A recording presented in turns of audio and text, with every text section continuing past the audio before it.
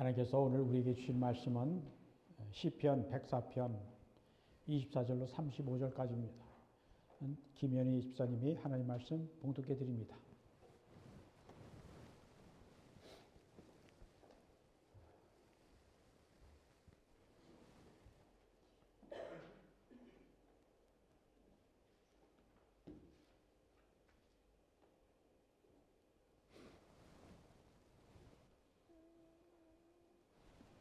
여호와여 주께서 하시는 일 없이 그를 만나시오. 주께서 지혜로 그들을 다 지으셨으니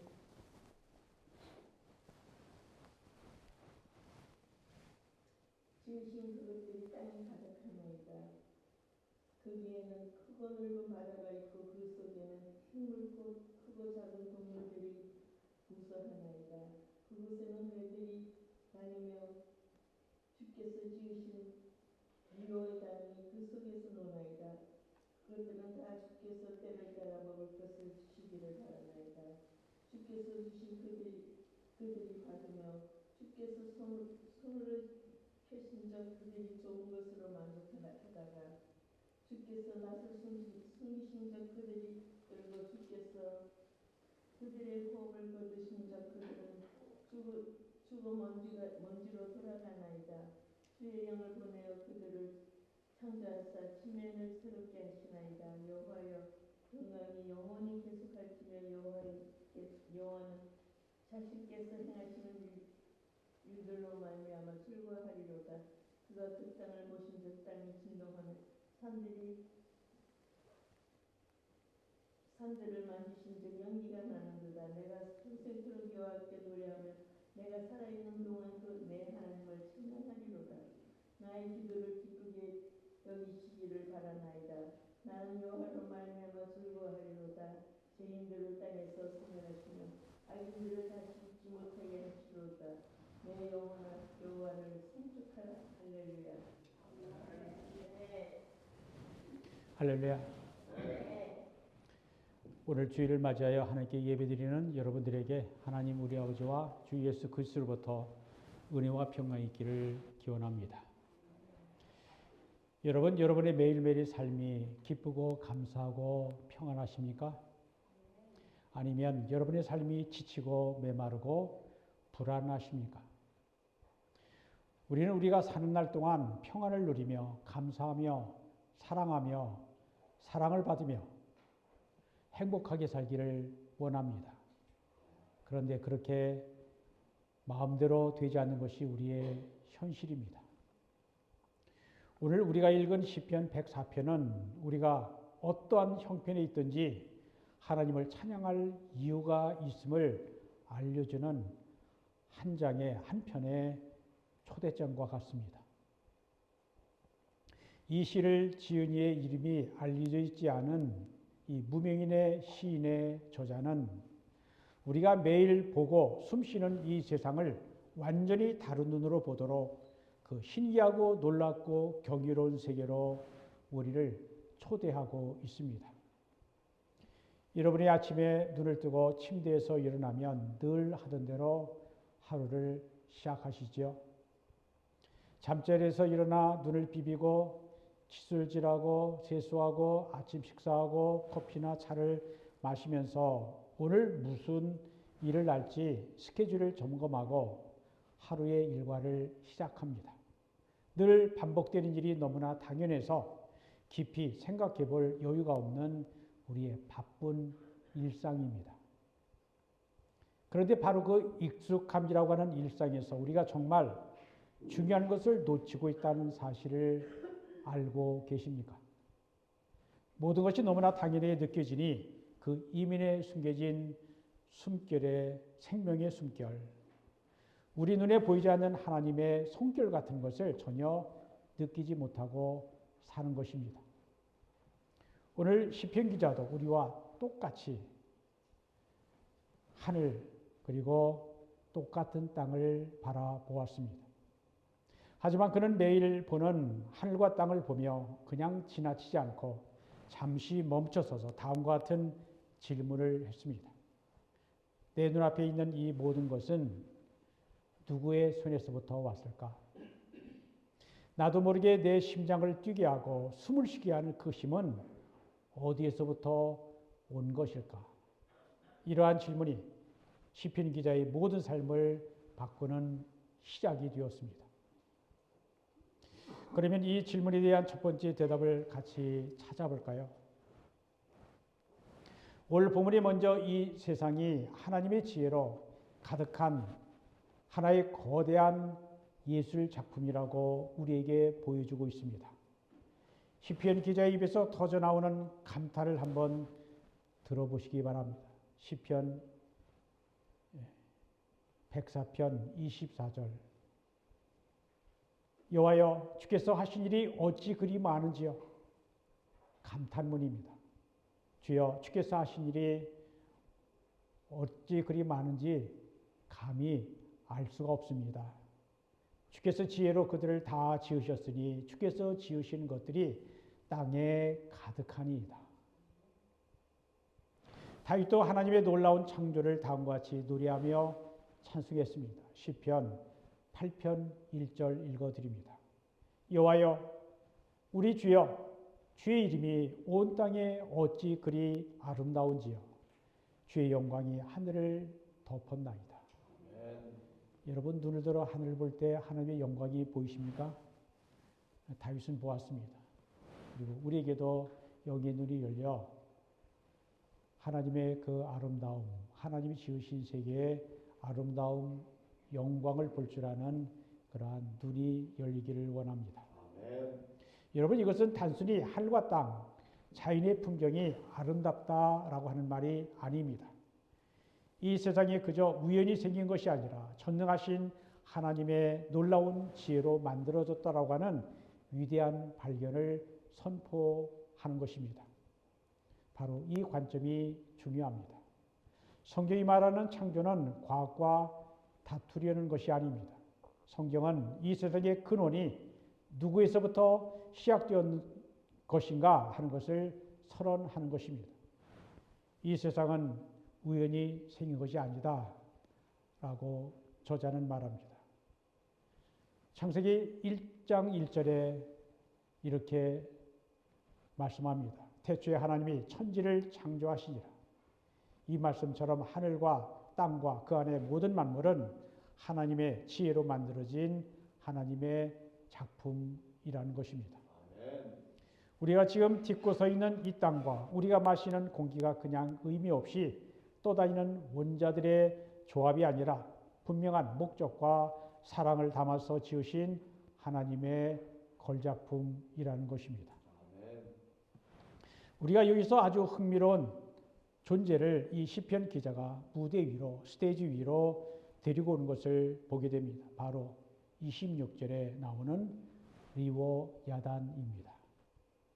한글 개역 성경은 악어라고 번역을 했는데 개역 개정은 히브리어를 그대로 사용해서 리워야단이라 표현했습니다.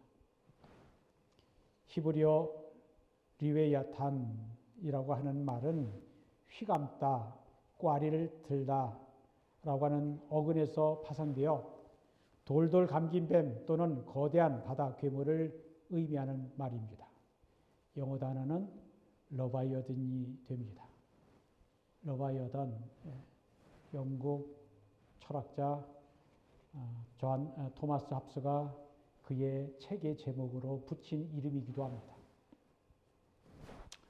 옛날 사람들은 깊은 바다에서 거대한 용이나 악어 같은 괴물이 살고 있다라고 생각을 했습니다. 그러한 괴물에 대한 두려움을 묘사할 때 리오야단이라고 하는 단어를 썼습니다. 성경에서는 인간의 힘으로는 통제할 수 없는 엄청난 힘을 가진 바다 괴물을 또는 악어를 의미하고 혼돈을 상징하는 영물, 사단을 상징하는 비유적 존재로 리오야단이 등장합니다. 한마디로 말하면 리오야단은 인간을 두렵게 하는 상징적 존재입니다. 그런데 그러한 공포의 상징인 리오야단을 성경이 어떻게 묘사하고 있는지 한번 보시기를 바랍니다. 리오야단은 하나님이 만드신 피조물이고 그 리오야단이 깊은 바다 속에서 그냥 논다라고 말씀합니다. 25절, 26절 읽어드립니다. 거기에는 바다에는 크고 깊은 바다가 있고 그 속에는 생물, 곧 크고 작은 동물들이 무수하니이다. 그곳에는 배들이 다니고 바다에는 배들이 다니고 주께서 지으신 리오야단이 그 속에서 노나이다. 인간의 힘으로는 통제할 수 없는 리오야단이 깊은 바다 물 속에서 그냥 놀고 있다는 것입니다. 하나님께서 리오야단을 지으셨고 인간의 두려움의 대상인 리오야단이 하나님 손 안에서 논다라는 것입니다. 인간에게는 세상의 종말과 같은 두려움의 대상인 리오야단이 창조주 하나님께서는 그저 마당에서 뛰어노는 강아지와 같은 피조물이라는 것입니다. 이것은 관점의 전환 정도가 아니라 아예 이야기의 판도를 뒤집어 놓습니다. 이것이 오늘 우리에게 무엇을 의미할까요? 지금 내 삶을 뒤흔드는 크고 엄청난 두려움, 도무지 이해할 수 없는 고통과 고난, 내 손을 떠는 것 같은 혼란스러운 상황, 그 밖에 그 어떠한 것도 결코 하나님의 손에서 벗어날 수 없다는 것입니다. 하나님의 통치와 다스림이 닿지 않는 곳은 세상 그 어느 것도 없다는 것입니다. 리오야단은 욥기 41장에 자세히 나오고 있습니다. 1절과 2절만 읽어드립니다. 하나님께서 욥에게 하시는 말씀입니다. 네가 낚시로 리오야단을 끌어낼 수 있겠느냐? 노끈으로 그 혀를 맬 수 있겠느냐? 너는 밧줄로 그 코를 꿰을 수 있겠느냐? 갈고리로 그 아가미를 꿰을 수 있겠느냐라고 하나님이 욥에게 물으셨습니다. 여기서 리오야단은 인간의 힘이나 방법으로는 결코 잡거나 길들일 수 없는 강력한 괴물을 묘사하고 있습니다. 하나님은 리오야단 같은 괴물도 통제할 수 있으시고 다스릴 수 있는 전능하신 절대적인 권능을 가지신 분인 것입니다. 이사야서 27장 1절에도 하나님께서 마지막 심판 때 거대하고 강력한 칼로, 곧 심판의 칼로 날랜 뱀 리오야단, 꼬불꼬불한 뱀 리오야단을 벌하시며 바다에 있는 용을 죽이실 것이라고 예언합니다. 여기서 리오야단은 물론 사탄을 의미합니다. 시편 74편 14절에 하나님께서 리오야단의 머리를 부수시고 사막에 있는 짐승에게 음식물, 즉 먹이로 주신다라고 말씀합니다. 여러분은 리오야단을 경험해 보셨습니까? 우리 삶에는 각자의 리오야단이 있습니다. 불안, 두려움, 공포, 죄책감, 상처 등등 우리를 삼키려고 하는 무서운 상황들이 우리에게는 리오야단입니다. 하지만 하나님께서는 그 모든 것들보다 크신 분이시며 모든 것을 다스리시는 절대적인 주권자이십니다. 저는 지난 2달 동안 제 힘과 능력으로는 통제할 수 없는 괴물 리오야단을 보았습니다. 오늘날 갑자기 찾아온 커피 색깔의 소변의 원인을 알아보려고 시작한 검사가 삼천포로 빠졌습니다. 우연히 직장과 방광 사이에 비정상 조직이 CT와 MRI에 잡힌다고 해서 그 비정상 조직이 암인지 아닌지 알아내기 위해 조직검사 바이옵시를 받았습니다. 검사받고 일주일 동안 또 나오지가 않았습니다. 검사 결과는 작년 쓸개 제거 수술 받을 때에 모든 골스톤을 제거해야 했었는데 그 중에 몇 개가 몸 밑으로 내려가 염증을 일으켰고 그것이 새롭게 생긴 단단한 조직이 되면서 외관상 보기에 암과 비슷했습니다. 그래서 온갖 검사를 받았고 저는 만약 암으로 판명이 되면 그리고 암 환자가 되면 얼마나 더 살 수 있을까라고 하는 걱정과 두려움 속에서 지냈습니다. 그런데 가슴을 졸이고 있던 어느 날 갑자기 그 이상한 조직은 악성암이 아니랍니다. 골스톤이 만든 양성 혹이라고 합니다. 이 일을 통해 저는 무엇을 배웠을까요? 암 수술 받을 각오를 단단히 하고 있는데 당장 수술 받을 필요 없이 6개월 후에 CT 한번 찍어보자라고 하는 것으로 끝났으니 이런 상황의 반전이 또 있을까요? 저는 주님께서 저에게 어떤 교훈을 주시려고 저를 잠시 두려움과 고통 속으로 밀어 넣으신 것이라고 생각합니다. 누군가는 우리 하나님은 벼랑 끝에서 웃게 하시는 하나님이라고 했는데 정말 우리 하나님은 모든 것을 합력하여 선을 이루시고 그리고 반전을 이루시는 반전의 하나님이시라고 하는 생각이 듭니다. 우리에게 병이 생기고 없어지게 하는 것도 하나님의 섭리 안에 있습니다. 우리가 숨을 쉬는 것도 숨을 멈추는 것도 그냥 저절로 되는 것이 아니라 하나님의 은총과 긍휼하신 가운데 이루어지는 은혜인 것입니다. 이제 우리의 시선을 과거의 창조에서 지금 이 순간 우리를 돌보시는 하나님의 손길로 옮겨볼까 합니다. 우리의 하나님은 이 엄청난 세계를 만들어만 놓으시고 저 멀리서 팔짱을 끼고 구경만 하시는 분이 아닙니다. 오늘 보면은 정말 아름다운 그림 한 폭을 보여줍니다. 작은 동물부터 거대한 짐승까지 모든 생명체가 정말 마치 한 분의 손길을 기다리는 것처럼 하늘을 향해 고개를 들고 있다라고 말씀합니다. 27절 읽어드립니다. 이것들은 다 주께서 때를 따라 먹을 것을 주시기를 바라나이다. 이 구절은 모든 피조물들이 때를 따라 필요한 것을 주시는 하나님을 바라보고 있다라고 묘사하고 있습니다. 여기서 바란다라는 것은 온전한 신뢰를 의미합니다. 하나님에 대한 신뢰는 하나님을 의지하는 믿음이요 마음입니다. 이것은 우리의 뿌리 깊은 착각과 성경이 말씀하는 진실을 아주 선명하게 보여주고 있습니다. 우리는 보통 나는 내 힘과 내 능력으로 살아가는 독립적인 존재라고 믿고 싶어 합니다. 하지만 성경은 단호하게 말씀합니다. 우리는 모든 순간마다 하나님께서 공급하시는 것에 의해서 의지해서 살아가는 의존적인 존재라는 것입니다. 하나님은 우리 인간을 포함한 모든 생명체를 지으시고 먹이시고 돌보시는 분이십니다.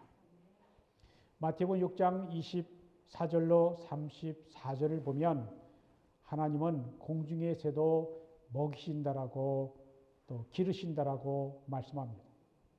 오늘 있다가 내일 아궁이에 던져지는 들풀도 하나님이 입히신다라고 하십니다. 하물며 너희일까 보냐 하고 너희가 먹을 것 입을 것으로 염려하지 말라라고 주님이 가르쳐 주셨습니다. 그런데 많은 사람들이 들풀과 새들만큼도 못할 때가 너무나 많습니다. 하나님이 입히시고 먹이시고 돌보시는데 사람들은 온통 세상 걱정과 염려로 삽니다. 하나님에 대한 우리의 의존은 우리의 생명의 가장 깊은 곳, 호흡에까지 연결되어 있습니다. 본문 28절, 29절을 이렇게 말씀합니다.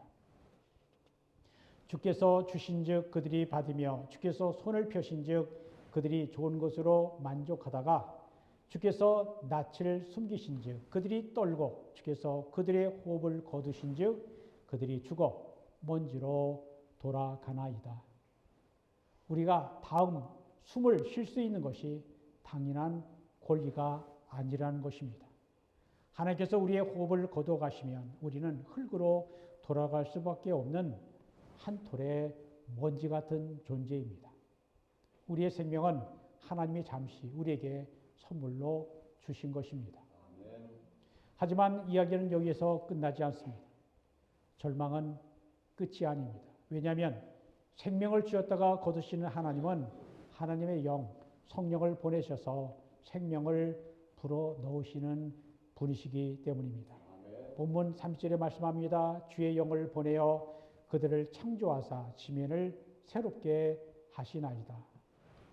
하나님이 흙으로 사람을 지으시고 생기, 히브리어 르아흐 하나님의 영 성령입니다. 생기를 그 코에 불어넣으시니 사람이 생명 살아있는 존재가 되게 하신 그 하나님이 피조물에게 생기를 불어넣으셔서 살게 하시는 것입니다. 우리들도 마찬가지입니다. 하나님은 우리가 이제 다 끝났다 하고 절망하는 바로 그 순간 그 자리에 기적과 같은 반전을 일으키시고 죽음이 아니라 생명을, 절망이 아니라 소망을 주시는 하나님이십니다. 메마른 땅에 단비를 내리셔서 새싹이 나오게 하시듯이 하나님은 생명과 은혜로 우리를 새롭게 하시는 분이십니다. 혹시 지금 여러분의 삶이 너무 힘들고 지치고 메말라 있습니까? 여러분의 삶이 사막처럼 바싹 마르고 모든 에너지가 다 타버린 것 같다라는 거 느끼십니까? 바로 그 순간에 모든 것을 새롭게 하시는 하나님의 영을 간절히 간구해야 할 때입니다. 그분의 손길이 닿을 때 여러분의 삶에 다시 생명의 샘이 솟아날 것입니다. 우리가 지난주일 성령 강림절을 맞이하여 웨슬리 회심 기념일로 지켰습니다. 성령은 사도 바울, 성 어스틴, 존 웨슬리 같은 위대한 믿음의 사람들만 받는 것이 아닙니다. 하나님을 바라고 사모하고 간구한 사람은 누구나 성령을 받을 수 있습니다. 우리가 성령을 받아 성령 충만해야 하나님의 사람, 믿음의 사람으로 살 수 있습니다. 우리가 숨을 쉬는 것도 하나님의 은혜요. 우리가 밥을 먹는 것도 하나님의 은혜요. 우리가 밤에 잠을 잘 자는 것도 하나님의 은혜요. 우리가 사랑하는 이웃과 친구가 있는 것도 하나님의 은혜요. 우리가 하나님을 예배할 믿음이 있는 것도 하나님의 은혜요. 이처럼 우리가 셀 수 없을 만큼 많은 은혜 가운데 살고 있는데 은혜를 은혜로 아는 것도 성령의 도우심과 깨닫게 하심이 아니면 진정으로 감사할 수가 없습니다. 그래서 우리가 이 세상에서 기쁨과 감사와 평안을 누리려면 반드시 성령을 받아야 합니다. 자, 그러면 그 크고 많고 놀라운 하나님의 은혜를 깨달은 사람은 어떻게 반응해야 할까요? 찬양은 하나님의 크신 은혜에 대한 성도의 마땅한 의무인 것입니다. 지혜롭게 세상을 만드시고 지금 이 순간에도 우리를 붙들고 계시는 하나님 앞에서 우리가 어떠한 모습으로 살아가야 할까요? 시편 기자는 조금도 망설임 없이 단언합니다. 그것은 바로 하나님 찬양입니다. 그런데 이것은 기분이 좋을 때만 그냥 흥얼거리는 노래가 아닙니다. 본문 33절에 이렇게 말씀합니다. 내가 평생토록 여호와께 노래하며 내가 살아있는 동안 내 하나님을 찬양하리로다. 시편 146편 2절에도 비슷한 고백이 있습니다. 나의 생전에 여호와를 찬양하며 내 평생에 내 하나님을 찬송하리로다. 내가 살아있는 동안 평생토록 하나님을 찬양하겠다는 것은 내 인생 전부를 걸겠다는 결단이고 내 삶의 주인이 누구인지 온 세상에 선포하는 고백입니다. 그런데 우리가 잠깐 멈추어 꼭 기억해야 할 것이 하나 있습니다. 원래 우리는 하나님을 찬양할 자격조차 없는 존재였다는 사실입니다. 성경은 우리가 하나님께 등을 돌린 죄인이었고 그분의 완전한 거룩함 앞에서 설 수 없는 존재였다라고 말씀합니다. 로마서 3장 10절 의인은 없나니 하나도 없으며 3장 23절 모든 사람이 죄를 범하였음에 하나님의 영광이 이르지 못했더라고 하는 말씀처럼 우리는 하나님을 찬양할 자격이 없던 사람이었습니다. 그런데 우리가 어떻게 하나님을 찬양할 수 있는 하나님의 백성, 하나님의 자녀가 될 수 있었을까요? 그것은 바로 우리 주 예수 그리스도께서 우리가 받아야 할 죄의 심판을 대신 받으셨기 때문입니다. 예수께서 십자가에서 흘리신 보혈로 우리의 운명을 완전히 바꾸어 놓으셨습니다. 우리가 멸망의 자리에서 영원한 생명의 자리로 심판을 받는 죄인에서 하나님을 찬송하는 자녀로 우리의 신분이 완전히 바뀌게 된 것입니다. 우리가 예수님의 십자가의 대속의 은혜로 우리의 신분이 새롭게 바뀌어 이제는 찬양하는 존재가 된 것입니다. 성경이 말하는 진짜 찬양은 우리의 목소리로만 하는 것이 아닙니다. 참된 찬양은 우리의 입술로만 노래하는 것이 아닙니다. 진정한 찬양은 우리가 하나님 안에서 사는 진실된 삶, 모든 죄와 악을 미워하는 마음, 하나님을 기뻐하고 즐거워하는 삶, 이 모든 것을 포함하는 것이 진정한 찬양입니다. 우리가 우리의 삶으로 하나님을 높여드리고 영광을 돌려드릴 때 참된 찬양이 되는 것입니다. 참된 찬양은 내 삶의 운전대를 하나님께 넘겨드리고 철저하게 하나님 편에 서서 다른 그 무엇도 아닌 하나님 한 분만으로 기뻐하고 즐거워하는 삶, 그 자체를 의미하는 것입니다. 시편 104편은 창조주 하나님께 드리는 감탄과 감사와 찬양의 시입니다. 오늘 본문의 핵심적인 내용을 세 가지로 정리해서 우리 마음에 새겨보기를 원합니다. 첫째, 우리가 생각 없이 그냥 지나칠 수 있는 우리의 일상 속에서 하나님의 놀라운 지혜와 은혜와 경륜을 발견하려고 노력해 보십시오. 영국의 시인 윌리엄 블레이크는 한 알의 모래 속에서 세상을 보고 한 송이 들꽃 속에서 천국을 보고 손바닥에 무한을 실어 한순간 속에서 영혼을 보라라고 하였습니다. 작은 것 보고도 하나님의 세계를 볼 줄 아는 그러한 눈이 있기를 원한다라는 것입니다. 둘째는 내가 내 힘으로 버티고 있어 하는 나의 교만을 내려놓고 우리에게 필요한 모든 것을 공급하시는 하나님의 손길을 온전히 믿으시기를 바랍니다. 하나님은 샘과 풀과 각종 식물과 열매를 주시어 모든 짐승과 사람을 먹이시며 돌보십니다. 우리가 우리의 삶의 운전대를 주님께 돌려드리면 주님은 우리의 삶을 책임지고 인도하십니다. 셋째, 내 상황이나 감정에 상관없이 하나님 한 분만으로 기뻐하고 감사하고 찬양하는 삶을 살기로 결단하시기를 바랍니다. 우리가 하나님께 찬양을 올려드릴 때 입과 목소리로만 노래하지 않게 하시고 우리의 모든 삶으로 주께 감사와 영광을 돌리고 하나님 한 분만으로 만족하고 기뻐하고 즐거워할 수 있기를 바랍니다. 우리가 이렇게 살면 우리가 더 이상 두려움과 염려의 노예로 살 이유가 없습니다. 내일 일을 걱정하느라 밤잠을 설치기보다는 온 우주와 세상과 그 안에 만물을 지으시고 지금도 우리의 생명과 건강과 호흡을 붙들고 계시는 하나님을 바라보는 것이 가장 안전하고 가장 지혜로운 선택입니다. 이제 여러분들이 각자의 삶의 자리에서 오늘 주시는 말씀을 살아내셔야 합니다. 여러분의 아주 평범한 일상 속에서 살아계신 하나님의 지혜와 손길을 어떻게 발견하시겠습니까? 이 작은 발견 하나가 여러분의 하루를 그리고 여러분의 인생 전체를 완전히 바꿀 것입니다. 우리 모두 하나님을 바라고 감사하고 찬송하며 살아가는 성도님들이 다 되시기를 바랍니다. 우리를 항상 새롭게 하시는 주님의 성령님과 함께 진리와 영혼을 향하여 나아가는 성도님들이 되시기를 주님의 이름으로 축복합니다. 기도합니다. 모든 만물을 만드신 창조주 하나님 아버지, 주께서 베푸신 은혜로 우리는 살아 숨쉬고 주님의 은혜와 섭리로 우리를 이끌어 주심을 감사드립니다. 하나님 아버지, 주께서 손을 펴시면 우리는 좋은 것으로 만족하다가 주께서 얼굴을 숨기시면 우리는 떨며 흙으로 돌아갑니다.